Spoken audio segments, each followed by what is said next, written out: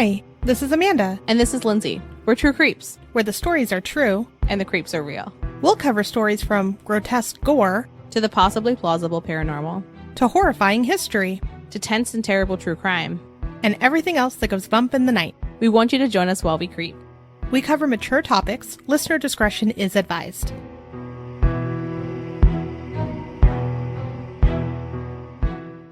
Hey everybody! Today we're coming to you with our first episode on a cult. And we wanted to cover one that we hadn't heard of before, so we found the Anthill Kids.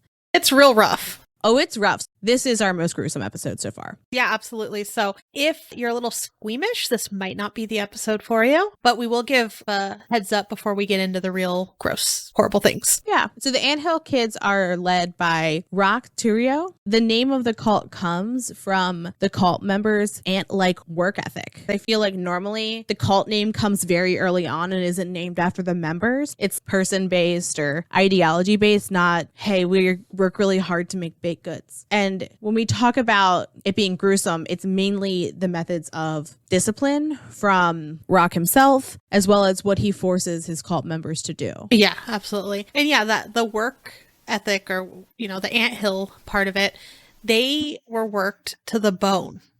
They had very long hours and very little food. So makes total sense why they brought this name up, but it is different. Roch was born in Quebec, Canada in 1947. He alleges that he had an abusive father, but folks aren't sure if that's true or if that's a story he told, so he seemed more sympathetic. His father was a militant conservative Catholic, and he belonged to a sect called the White Berets, and some think that might be why he started to really push back against the Catholic Church because, spoiler alert, he's going to leave the Catholic Church, but not before becoming obsessed with the Old Testament. I think from what I looked at, the parts that really spoke to him were the parts that had strict masculine authority figures.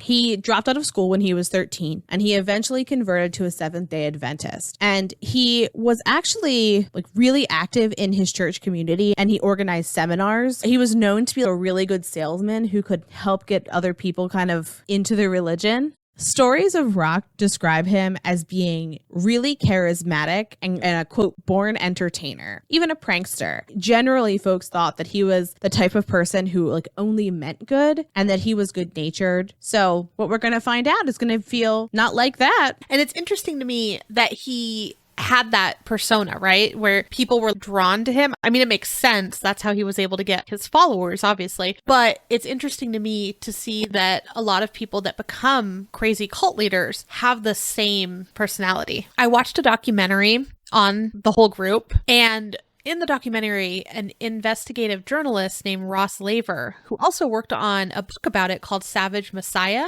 he discussed stories that he had heard from people that actually knew him or had met him before. And then he also brought up that people, including professional psychiatrists, psychologists, social workers, people in professional fields, were even blindsided by what he actually had become. He was able to fake it with professionals and came across as just like a normal, nice, well-mannered man. We keep teasing some gruesome stuff, but we're going to get to it. But I would imagine that it would have to be the case that he would have to be the type of person who draws people in and is charismatic and funny and kind and just a magnet for good people, because otherwise you couldn't get away with doing this to other human beings. That totally makes sense to me. What I was surprised with is that he was able to come across to professionals that should be very good at diagnosing that sort of behavior, and they weren't able to with him. Okay, so here's my thing. I think that everyone who does any job anywhere has a degree of how experienced and good they are at their job at that snapshot. And that doesn't necessarily say they don't have the potential to be a prolific psychologist or what have you.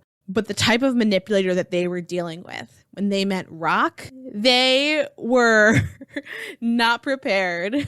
To be able to get away with this kind of stuff, you have to be great at manipulating people. Just gold medal manipulation here. Right. Grade A manipulator. One of the interviews I had watched with an expert on sociopathic behavior mentioned something like, yeah, once they get to adulthood, it's hard. But if it's caught early, there might be a chance at helping because it has a lot to do with personality disorders and they have to be identified early. Otherwise, it's almost hard to stop it, which I found really interesting. Can I just tell you, this is not related, but it's related. Here's what I'm imagining. I'm imagining Jim Carrey in The Mask, and he becomes the Mask persona, where he's like that guy who's cool and knows all the things, and everybody wants to be his friend. And I'm thinking of the dog who had the mask. But that's kind of what it makes me think of, is that they kind of create this persona and the persona becomes them. And then you're kind of empty if all you are is a persona. If all you are is like an outward facing shop. Well, he talked about megalomania, and it was like, having the belief that you have all the answers, and they suffer from like delusions of grandeur is the way he described it. And the person who gave the interview was named David Wolf, by the way. And he said it started in childhood, and they typically grow up in controlling households, which this guy did for sure. You just like watch out for your kid indoctrinating others into believing whatever they believe. How does a parent even keep an eye out for that? He said the charismatic features stands out. And then they have a healthy dose of paranoia and suspicion and want to lead people to believe to drop the old way of living and then look towards the new world, which is my point of view. Well, that's textbook Roch, if I've ever heard it. Exactly. Yeah. So in 1970, Roch underwent ulcer surgery. It left him with really bad pain and incurable digestive issues. This is estimated to be about the time that he started to become really obsessive with medicine and healthy living and everything that encompasses. He lost his job and then turned to religion. This is about the time he joined the Seventh-day Adventists. Eventually, he charmed an entire group of the Adventists to quit their job and join his cult, which I don't think he was saying, join my cult. It wasn't called a cult then. It was a group of people that had similar thoughts and ideas. And those similar thoughts and ideas were the ones that he told them to think and believe. Yeah, pretty much. Yeah. So at one point, he started going by Moses. Super chill. And then there's different accounts of like him saying that he had met God or that he knew God and he was like a representation of God. There's so many different accounts that I had read during this, and it's just, that should be like, spoiler alert. I think that one of the things that is difficult in the modern era with religion is that when someone says they're speaking to God, they're thought of as crazy. However, most religions tell you that God will speak to you if you're very special and important. So I'm like, how does that work? If your religion tells you like God will speak to you, but then in your everyday life, the world's like, if you say God is talking to you, we are concerned. I think that's just an interesting kind of juxtaposition, if you will, because I think that if God was ever speaking to anybody now, they would just be treated like they were crazy. But I also don't think God was talking to him. Anywho, so Roch started getting more and more people to follow him. So not surprisingly, the Adventists kicked him out. So basically what he did is he took the group of people that chose to, follow him. And his goal was to create a sinless commune. And I want to say he was making that health center as well. That sounds very boring. A health center? Sorry. No, a sinless commune. Health center. Yeah, doctor, super snooze fest. His followers at the time were 4 men, 9 women, and 4 children, and they moved to what they called the Eternal Mountain near the Gospe village, which was, I believe, semi-remote too. There's a reason he made them move with him, and that's one of the first parts is to isolate the person away from their friends and family so that all they have is you, which he did. So the followers wore the same tunics, which symbolized equality. Cool. Uniforms. Yeah, of course. I feel like if I was hanging out with a new group of friends and step 1 was we're all going to move away together and step 2 was we're all going to wear matching clothes, I think I would at that point maybe run through a checklist. Do we have a charismatic leader? Yeah, but also were the clothes really comfy? This would be my first question, because is it worth that? Well, and when you think of like the 70s and 80s too, it was like, think of like hippies, right? And wanting to go off and do spiritual adventures, right? That was pretty common. It seemed normal at the time. Not all of it, but pieces of it seemed fairly normal, or at least the beginning. That is fair. That is very fair. And also this is the 1970s, 1980s before,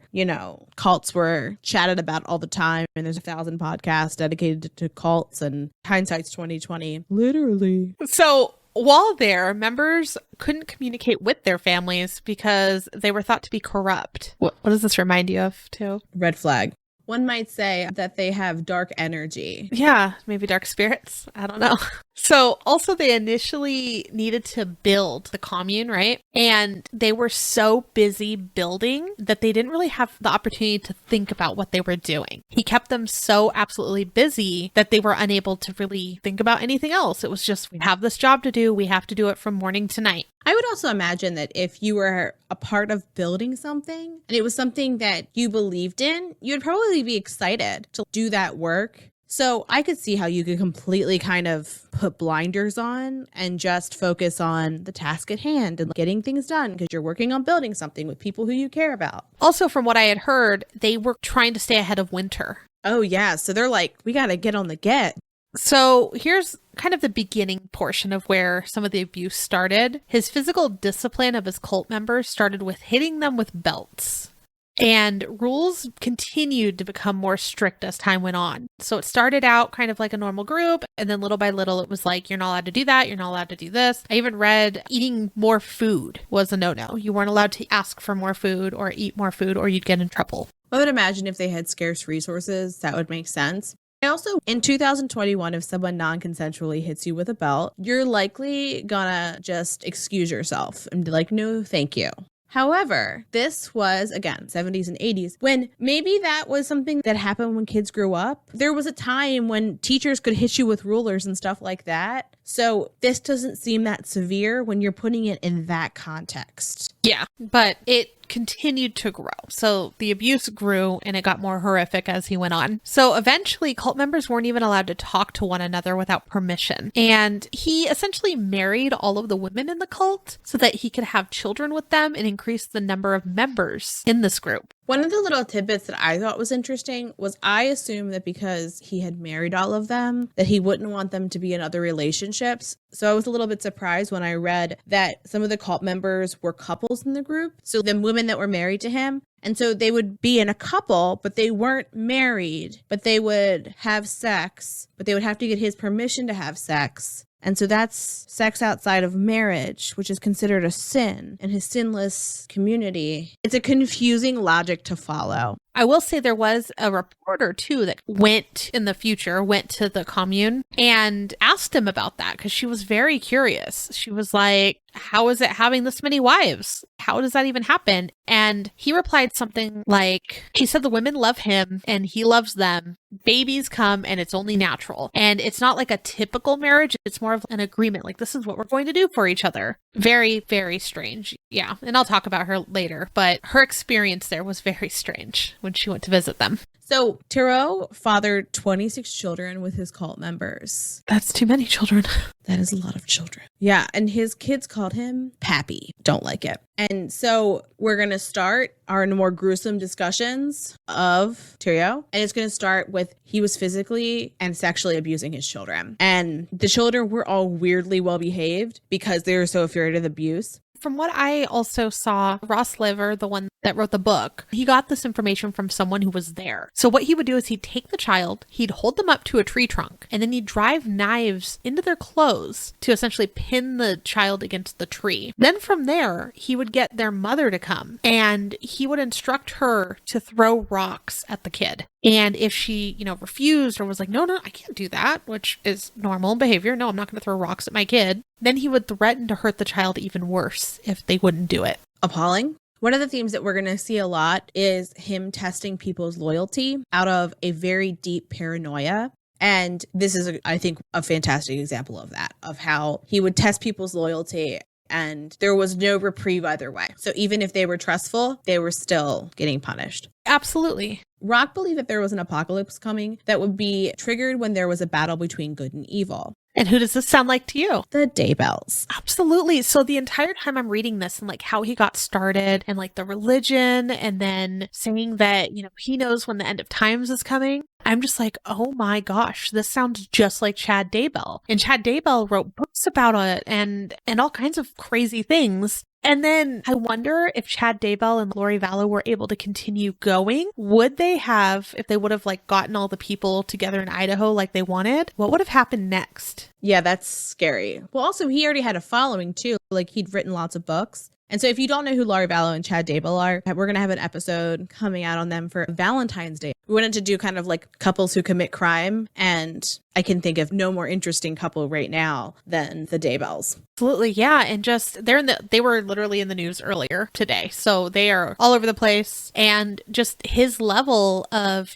getting a following and getting people to do horrible, terrible things to other people. I'm like, this is what happened, and like, if they weren't caught when they were, I'm very nervous to think like what would have come next. I think that's one of the interesting things at the digital age is that you can get more of a following more quickly, but also people might notice also more quickly. Yeah. But so back to Anthill Kids. As time passes, Roch's drinking increases more and more and more and more until the end of this story. So when they were talking to some of the women that lived there, one of them replied, when it was nice out, he would be in a good mood. And then when it wasn't nice out and it was like raining or the weather was bad, he drank. And when he drank, we never knew what he would do. Living with that kind of unpredictability is just really awful. That's sad that was their world, like they were stuck. And when I say stuck, like he made it where you couldn't just get up and leave, you were afraid to say that you were thinking about leaving and then you'd get punished for even thinking it. I never saw a point where he was like, you know what, perhaps I need to get a handle on this addiction.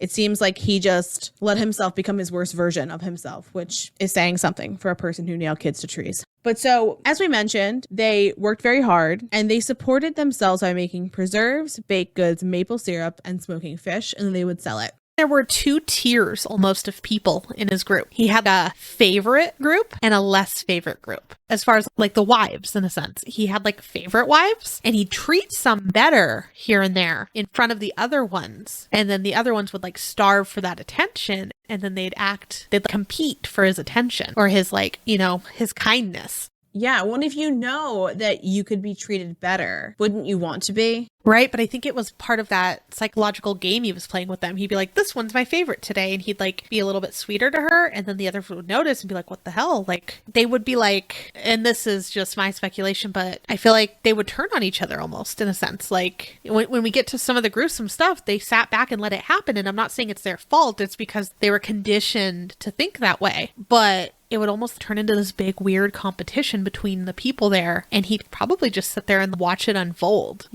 Well, yeah. And if you're thinking of this group of people who are not allowed to interact with one another, he is the person who they communicate with. And if he doesn't want to communicate with them, that's kind of everything. And that there was a level of that too. You could be in the higher level and then the lower level, even though they had no rights or weren't allowed to think already, the lower level was treated even worse. So one of the girls we'll talk about in a bit, her name was Gabrielle, and she said, I was in the second group, the low class group. I had no rights to say anything, to be against anything. We have to accept what's going on no matter what. And if you don't accept it, then you will be punished. My heart breaks for them. So Roch thought that the world was going to end in 1979. Okay, Chad Daybell. So he had the cult moved to the wilderness of Canada where he thought that they would be safe. So 1979 hits and the world doesn't end. Surprise, surprise, the world doesn't end. And so what he says is that God's time zone is different than Earth's. That is the most ridiculous thing.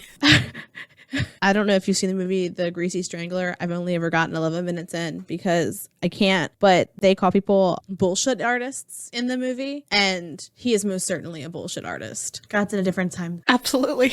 But I just can't believe that was like, why didn't the world end? And the time zone thing was a little wrong. We just got the timing off. But don't worry, it's ending. Okay. The genius of that response is that he likely wouldn't know God's time zone.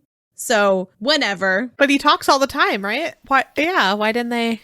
Yeah, they should talk about it more then. So, of course, the followers bought this time zone nonsense.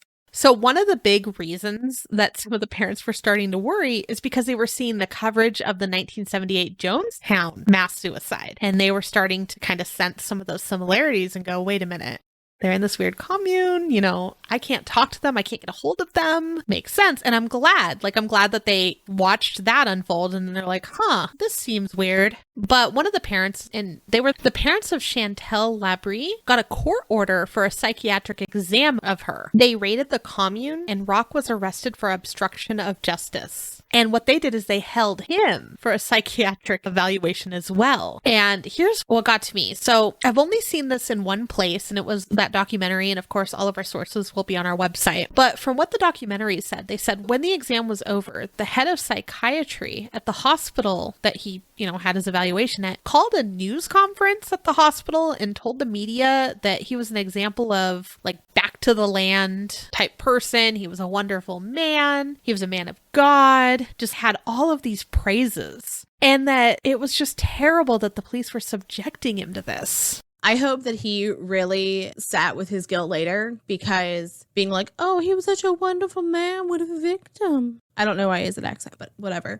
So just absolutely insane that would even happen. And again, I couldn't find a lot of information on this press conference, probably because it was embarrassing if it actually did happen. And I don't really understand why they would call a press conference for this unless he got into her head too. And then also they mentioned sending a patient that was battling some like mental health issues to recuperate with Roch at his property. And I believe this was Guy Veer, which we're going to talk about, that they sent. Yeah. Oh, this is the part where if you have any sensitivities or it does involve a child, you may want to skip ahead or, make the right choice for you. So in 1982, one of the boys who lived in the commune, his name was Samuel. He was 2 years old. He was having issues peeing. So Roch sliced his penis. And so the 2-year-old boy would stop crying. Not surprising. He's probably in a lot of pain. And so Roch ordered another follower to beat the child. And that follower was Guy Veer.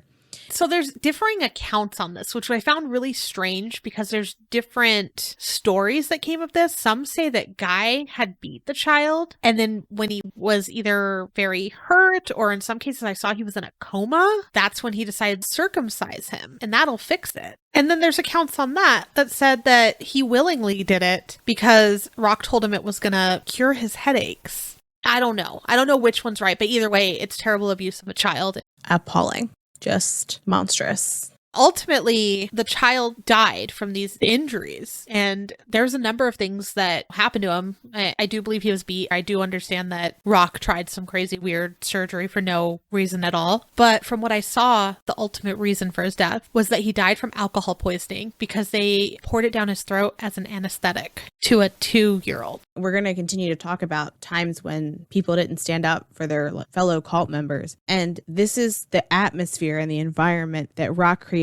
He purposely made it so they couldn't talk to each other, or they weren't allowed to talk to each other, so that they couldn't say, this feels wrong to one another, right? They're just sitting in their own thoughts, doubting themselves. If they believe in what he's saying, and they more importantly believe in him, if he's saying he can heal this child, they're going to let him. And because they think that what he's doing is good. Well, and they thought he was talking to God, right? Like they thought that he must be making the godly choice to do what he was doing. Yeah. And so to conceal the boy's death, they set his body on fire. I also read that Roch told the commune to say that the boy had been trampled by a horse, which is a very specific type of injury that doesn't include fire. So I don't really understand why that would be what he would say to do. Roch punished Veer by castrating him. When I was researching to find the different types of torture that he inflicted, I'm not sure if it was Veer or it was a different cult member, but at one point, Roch placed a rubber band around the testicles of a follower, and so they became swollen and infected after about 8 hours. So he removed the testicle and then cauterized the wound with a hot iron. This isn't the last time you're going to hear about him botching medical procedures. This seems like a pattern that he follows with his own grandiose thinking that he's able to do these even though he doesn't have any formalized training that we're aware of. Well, and something that I didn't know at first until I finally watched an interview with her. Gabrielle was studying to work in the medical field. She had someone that knew a bit. I don't know how far she got or what actually happened, but she probably had more knowledge of things. And, remember, she's a second class part of the group too.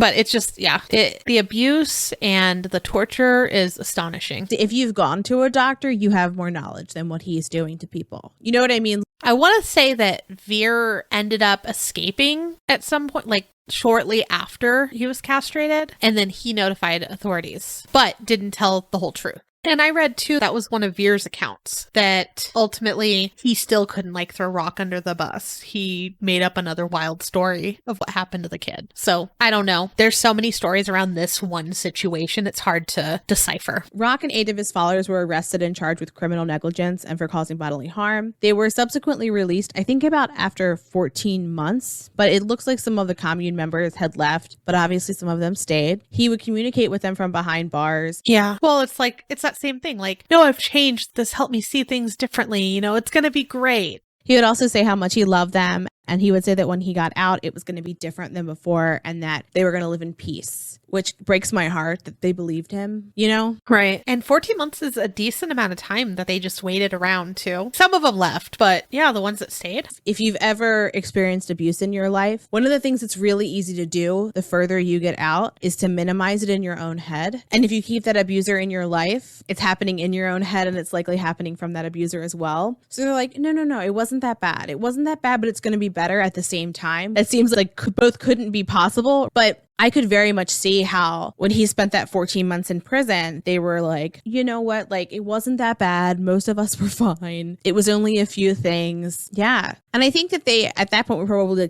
were used to, you know, making all of the things that they sold. So after he was released from prison, they moved to Burnt River, Ontario, which was even more secluded than it was before. Sometime after 1984, when they were released, there was another child who died. But it's interesting because there's some varying accounts of how he died. So in some sources that I saw that he died when his mother left him outside in a blizzard and that she was trying to protect him from Roch's abuse. So what I had found is that it might have been one of Gabrielle's children that this happened to. Ultimately, she had 2 children with Roch, and they were taken away from her to be raised by some of the favored women. And one day, either the baby couldn't be consoled or something was wrong where they weren't sure if it was a punishment to the baby or maybe even Gabrielle. But Roch instructed them to leave the baby wrapped in a thin, shitty blanket and left outside in a wheelbarrow in the middle of winter for several hours. And then when they came back to check on him, he had died. And then in one of the interviews with Gabrielle, she said that he had died on January 26th of 1985. And it was because of crib death syndrome. And she had the paperwork, like the medical paperwork to show that. And I've read a couple different accounts that they actually had someone come to the house, which is very odd that they'd actually allow someone to come to the house for this. And that they said the baby died of SID. I also wonder if it wasn't immediately clear because they brought the baby inside after it died. You know what I mean? If the person came out and the baby was outside, they would probably make some assumptions. But if they had the baby there a few days and they were like, we don't know what happened, and then somebody comes, it might be harder to ascertain the cause of death, especially in a really rural area like this. So I don't know if maybe he charmed that person too and got a false document made. I don't know how that happened. I can't find a lot of information on it. Yeah. It's crazy the things that he would do. And then it's just interesting that there's so many different accounts for the same situation. Ultimately, this kid died being, left outside, right? But then there's SIDS. It's why was he left outside? There's varying details of why, what he was doing, where he was put. It's crazy. So Roch began to spy on them and he would punish those who did not appear devout enough. Crazy. Yeah.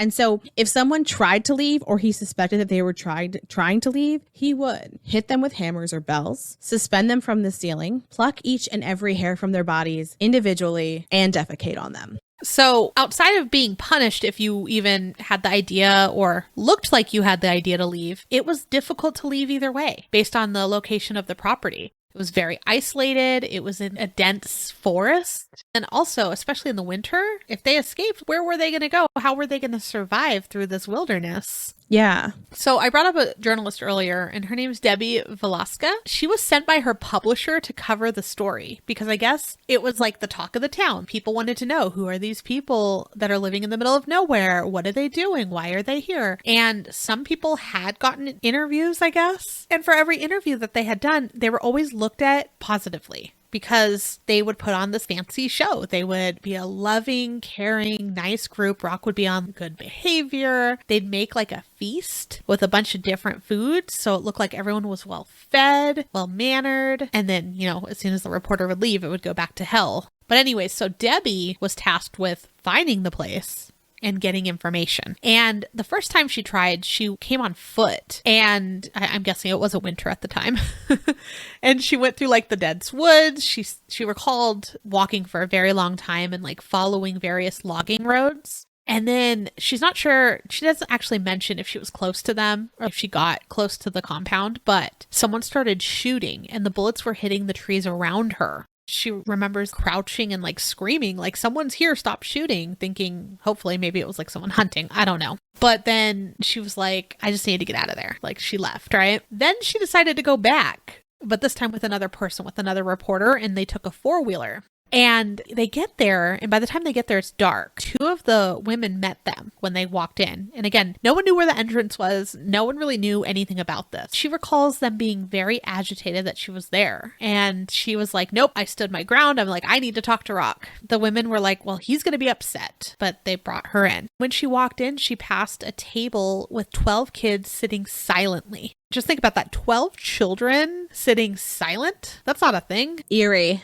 Yeah. Scary. Yeah. So she's like, they weren't talking. There was no fidgeting. There was nothing. Yeah, that's very strange and unnerving. It was just sitting at this like long table, just silent. When she finally got to meet him, this was what she said. He was very philosophical. He said, if you go downstream, the waters are muddy from people walking through it, drinking from it. But by coming to the source of the river, the water is clean. By coming to the source, you've come to me. And so you've come to the truth. And I liked her a lot because she's like, all I thought of was like, this is a con man. She's the one that asked him about like being married to so many women and that sort of thing. But I guess they spoke for a short time and then she was escorted off the property. I saw a few different photos of him, but there's one photo where he looks like he's in contemplation. I would also imagine that along with the charade of a feast and well-behaved children, he also had a contrived, cool, stoic charm that people liked. The reason why they might have been agitated is because they weren't prepared for company, right? So they always prepare, they have this thing, and this is me just speculating about it, but they probably thought, what if she sees him in the wrong fashion, or in the wrong way?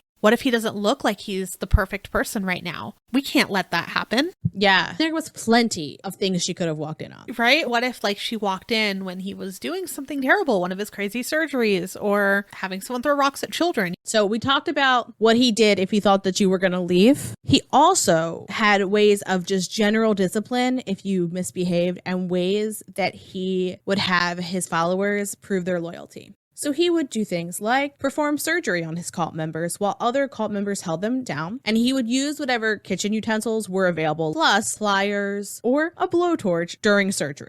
He would force them to break their own legs with sledgehammers. So they certainly weren't going to be able to just leave. Shoot each other in the shoulders to eat their own or others' feces or insects or rats. He would remove their teeth and nails. He would make them sit naked on lit stoves. He would cut off their arms or legs. He would make them sit naked outside in the cold, and he would whip and beat them. He also instituted gladiator tournaments where he would force his followers, typically I'm assuming not all of them, but a few, into a dirt ring and make them fight. Hunger Games style? Gruesome stuff. And I would imagine that the gladiator tournaments were normally the lower class that you had talked about earlier. I bet, yeah. Or whoever wronged him that day. Yeah, I could see bending to someone's standard for how to be if this is what happens if you don't. I certainly would get in line real quick. Even if you kind of woke up and were like, this isn't okay, what are you going to do? Where are you going to go? Who's going to believe you? Yeah. And they were so involved in this, right? I'm sure they were fearful. They couldn't show it, but I'm sure they were, because even if you are completely out of it, you still don't want your arm cut off, you know? So they're probably just like, I'm glad it wasn't me today. So in 1985, 10 social workers and 6 police officers raided the commune. 14 children were removed. They were ages 5 months months to 16 years old.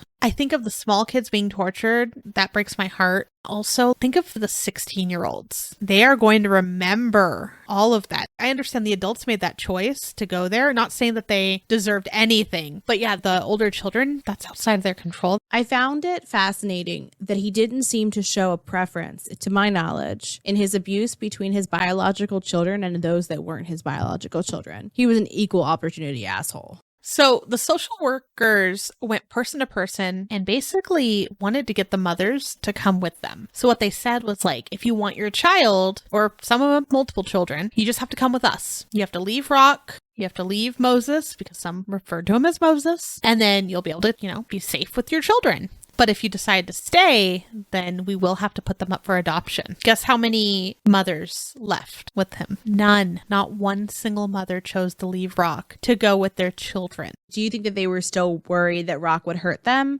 But if there was a raid, they would be safe to just stroll on out should they want to. Yeah, at least from what I understand. But again, you don't know the intricacies of what he threatened them with. Did he threaten, well, if you leave, I'll kill the person you're closest with here? Or what if they both didn't make the same decision? I don't know. That's me thinking about it. But I wonder if there was someone there that they cared about or were fearful that he would hurt them. Or maybe he even said, like, I'll find your family. Yeah, I would also say, though, the abuse got so much worse after they moved to Burnt River, Ontario. And that was after some commune members left, after his prison stint. I would wonder if he said things like, if they hadn't left, this wouldn't happen. And if you are a person who's been there since the beginning and you know when people left, this is what he did. We started breaking our own legs with sledgehammers to prove our love for him. So, like, what would he ask of them then? Maybe. That makes sense. From what I understand, too, it got even worse after the children were gone.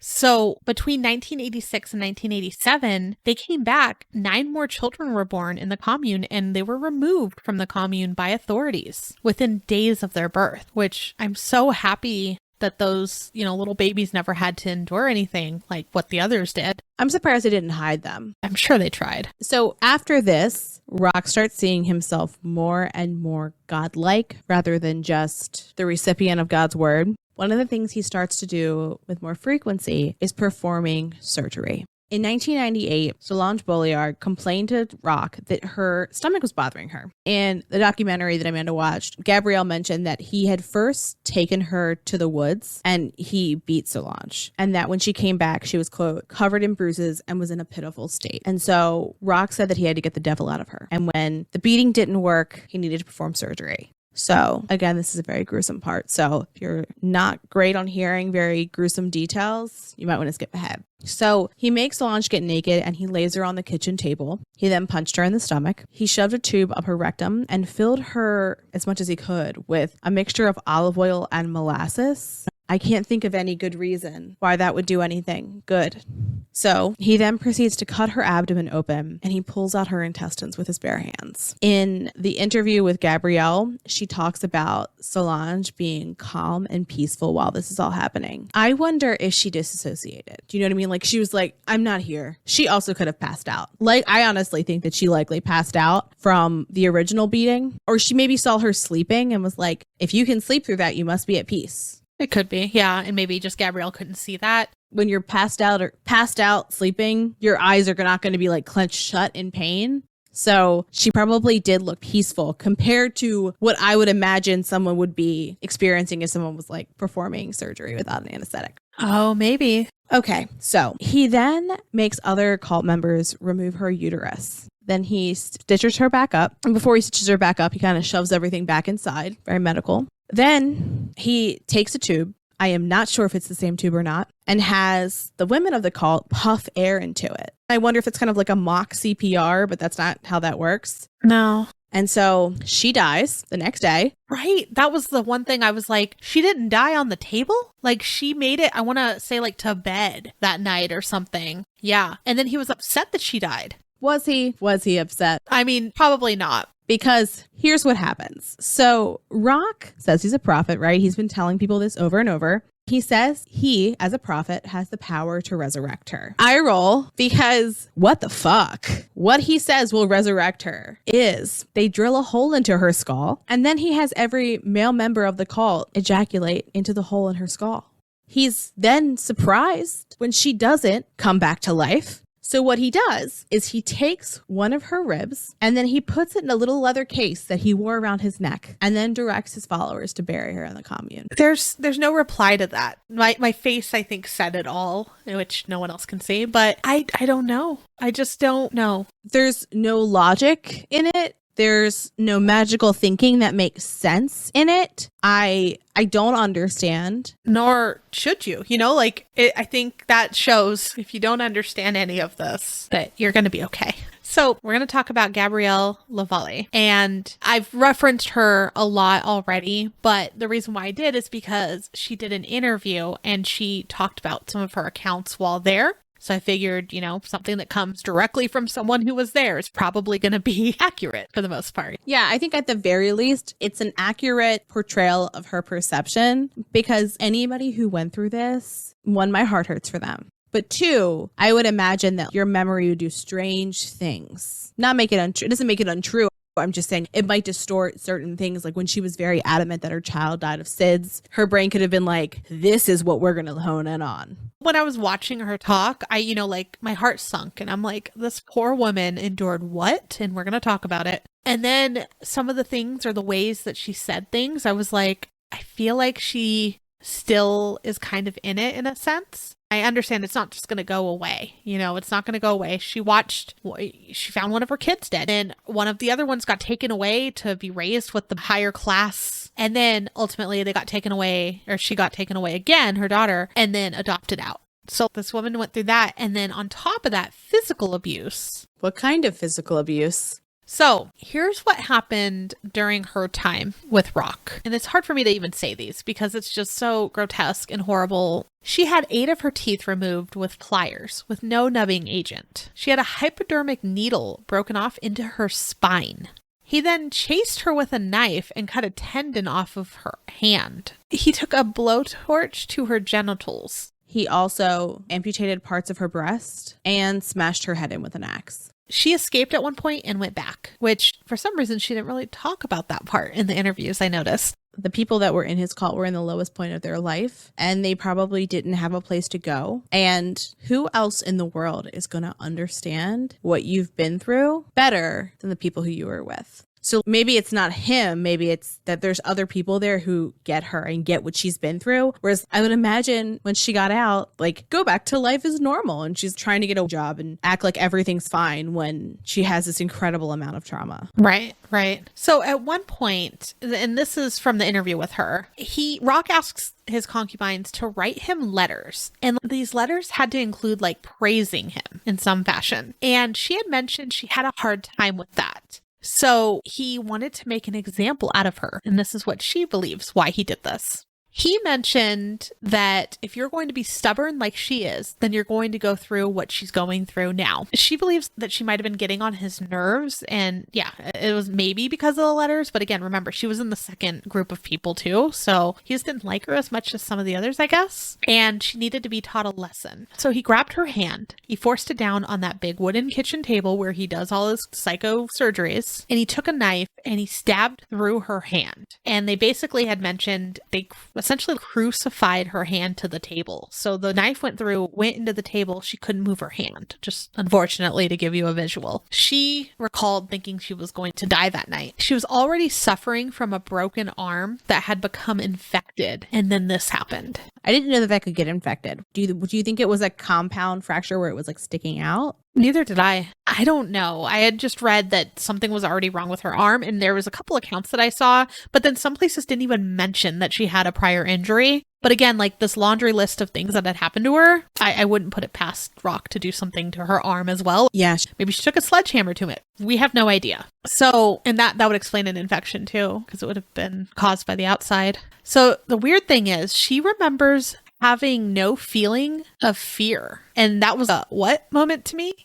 Oh, I think I might die. And it was just kind of, she was just in that state where it wasn't even scary anymore. If you have been living this life, if you suddenly thought it was going to end, I would imagine you might invite that. So, still unable to move because her hand is stuck to the table, Roch took a carpet knife, and they described it as like a hooked knife. I didn't know what a carpet knife was. And he began carving away flesh on her arm. Oh my goodness. Oh my goodness. Yeah. So the guy in the documentary that, was kind of talking back and forth between Gabrielle and him. And she does have kind of a thick accent too. So some of the stuff they kind of elaborated on. But the guy said it was over a period of an hour or two. I just sat there for a minute like, how the hell did this happen? An hour or two while someone is carving piece by your knife. It's like some fucked up martyr situation. Oh my gosh. I am surprised that she didn't die from blood loss. Yeah, well, I think the way he was doing it was just like skinning her. But I mean, with just your arm, I don't know. That's how the way that they described it was like a hooked knife and they were like peeling away. I read that note. I heard you say it. Much like people just diving into the ocean, my brain refused to translate it into what you were actually saying and to picture it in my head. I was picturing he was just like sawing, but the knife was dull. No, he was peeling away pieces. And I did have to go because that's one of the parts where I had to, all right, documentary, I've had enough for a minute. I'll be back. This is too much. That's insane. I mean, the other stuff is horrific, but her talking about it kind of broke my heart. Speaking of heartbreaking, you mentioned it earlier, but she said maybe he didn't like me because I wasn't good at praising him. And maybe I got on his nerves. And didn't say, maybe he's a fucking monster. Maybe he's just a bad person who likes to hurt people. And it had nothing to do with who she was or what she was good or wasn't good at. Because sawing someone's arm off is not a reasonable reaction to someone not being good at writing love letter. Right. And if that was the case, she was like, maybe it was a letter. We don't know for sure why he did this. There's no reason to do any of this. The amount of abuse that they had been through, that she had suffered specifically, is not the type of abuse that you can just get out of your head, right? Like, I would imagine to go through something like this, she would have had to love Roch. Maybe not romantically, but like as a false love. Actually, no. I'm not even going to say false love because to her it may have been real. But it's made up, like he manipulated it though. So that's why I would say false, because he made it. Yes, but it doesn't feel any different. Like if someone manipulates you or tricks you into loving them, you still loved them, even if the reason why you fell for them wasn't there. You know what I mean? I would imagine she stayed as long as she did and did as much as she did because she believed in him and like in some way loved him as a leader, or like maybe not romantically, maybe it's just like a person. But I think that kind of like gets its claws into you. And talking about this probably takes her back to that mindset, right? I guess. Yeah, exactly. I'm sure it was hard to talk about it. So in her words, this is another part where I'm like, yep, she lost some of herself there. She said, what I went through, I was in God's presence. I was surrounded by God's love so much. It was so great what I went through. And the narrator then said, not really great for what happened, but that God returned to her. And she claims that during this, and again, I think you were right, where they kind of go away while this stuff's happening to them. She claims that while this was happening to her, she heard, I love you from God. And that, in her words, was the key that helped me to open the psychological jail. And that's when she also realized that he wasn't a representative of God and that he was the devil, right? And so I'm like, it's sad that it took this to wake her up, but oh my gosh, can you imagine though, recalling that and going, it was so great what I went through, because it ultimately saved her from who knows what he would have done to her next. But like, what? I could see that. She's like, I needed a catalyst and I lived through my catalyst. Terrible. Like we reached the pinnacle of what he could do to me without me dying, and I lived. Amazing. Yeah. Yes. She survived this, and she waited 19 days to escape, and she calls August 14th, 1989 her freedom day. She made it to a hospital, and she says 2 men, her surgeon and the chief of police, helped her to reconcile with all men, that it's not all men that are terrible. Her strength. Amazing. After Roch was arrested for the assault against Lavella, another member led authorities to Solange's body. Roch pled guilty to 3 counts of aggravated assault and 1 count of unlawfully causing bodily harm for the violence against Lavelle, and he received 12 years in prison. Then 12 years for all of that. No, absolutely not. Too little. But so he was subsequently tried for the murder of Solange Bolliard, and he pled guilty to second-degree murder for what was done to her. He was sentenced to life in prison without the possibility of parole until the year 2000. He is imprisoned at Millhaven Institution in Kingston. Not surprisingly, other prisoners were threatening his life. While he was in prison, he continued to have conjugal visits with his wives and fathered 4 more children. How did they let that go on? He is in prison and can no longer hurt them, and he was probably his best version of himself that he had ever been.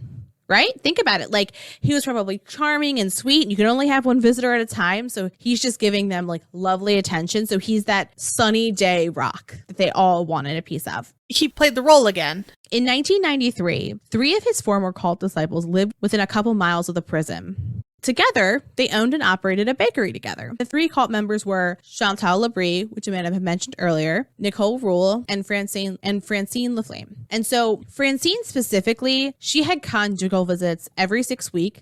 They had 4 previous children together. Their 8-year-old had been removed from the compound in 1985. The second, who was 5, was taken a few days after she was born. Like Amanda said, she was given the choice to stay or leave with her baby. She chose to stay. She said, people try to make Roch sound like a monster, like a butcher, but he is not that. Most of the time, he was not drinking and performing his operations. He was a marvelous man who was full of passion, intelligence, and originality. He loved to laugh and dance. And I do not give a fuck how melodic your laughter is or how great of a dancer you are. That does not make up for the fact that you did what you did. It sounds like she was in the top tier and didn't have anything bad happen to her, maybe. She didn't get to experience what he was doing to others. And it's sad that she could see him torture someone and then still say what a great man he is. She wrote a book about him and said wonderful things. I wanted to find it in English, but I could not. I believe it's just in French. So something sweet that Gabrielle had said towards the end of the interview is that, remember, her daughter was taken away and put up for adoption. She was able to actually visit with her. And that just made me so happy. I think the daughter was still very young when she got to meet with her. She talked to her adoptive parents and she brought her a teddy bear or something. That made me happy that she got to at least see her.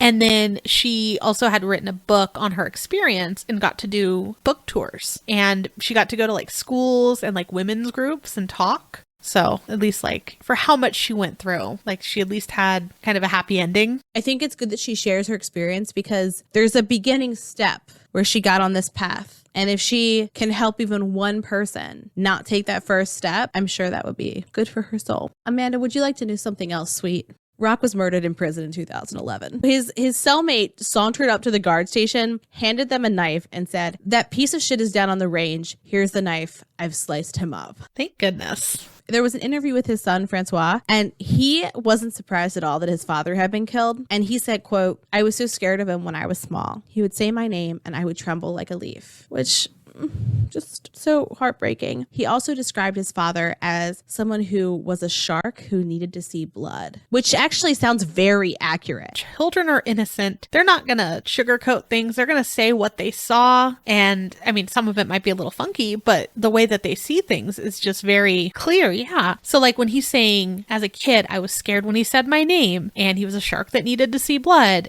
Francois published a book of his experiences in 2009. Unfortunately, again, I couldn't find it in English. That would be an interesting read, but I feel like it would be a very depressing read for any of their books. Yeah, they would all be very sad and heartbreaking. But I think that it's important to have like first person accounts of what happens in a cult, because otherwise, you stand on the outside and go, how could you do that? How could this happen? And then if you've never heard an experience from someone, then it's a little harder to understand just like as I was saying a second ago, how you take that first step that gets you 50 steps down the line and you're cracking your knee with a sledgehammer. Yeah. It's so interesting. And then when you look at him too, like some of the pictures, he had like bright eyes and his persona was like easy to talk to and like happy and excited for life, right? And then when you know what happened and then you look at him and you're like, oh my gosh, he's an absolute monster. Do you know who he kind of reminds me of, and it could just be the time period, he reminds me a little bit of Charles Manson, like a Canadian wilderness Charles Manson. That's just the kind of vibe that I get from him, like the look in his eye in pictures where you're just like, I can see it. Yeah. Yeah. It was a very, I don't know. It's a gruesome story to research. It's interesting. And then it also breaks your heart. I have not seen accounts of people doing this type of thing to one another outside of war. I've heard of, some of the serial killers and things that they did, and the torture was just horrific. But I think it's more the idea of this one that gets me, of just, there were other people that were involved and not involved at the same time that this happened to as well, but they were present for this torture and allowed it to happen. And again, I understand that they were in a very weird mental state and that he broke their brains is the best thing I could say. That seems like a very good description, that he broke them down. The cult started in the mid-70s, and by 1989, he was slicing off someone's arm piece by piece. And that is a giant place to get in 15 years. So that's what happened with the Anthill kids. Again, super happy to say that Roch doesn't exist anymore in this world. And with that, have a good weekend, now that we've been a downer for you. All right, and we will see you guys next week. Thanks for listening. For more information on our sources, please visit our website, truecreeps.com. If you'd like to follow us on social media, you can follow us on Instagram at TrueCreepsPod, on Facebook at facebook.com/TrueCreepsPod, and on Twitter at TrueCreeps. We'd love for you to keep creeping with us. So if you like this episode, please subscribe, rate, review, and share the show with your fellow creeps.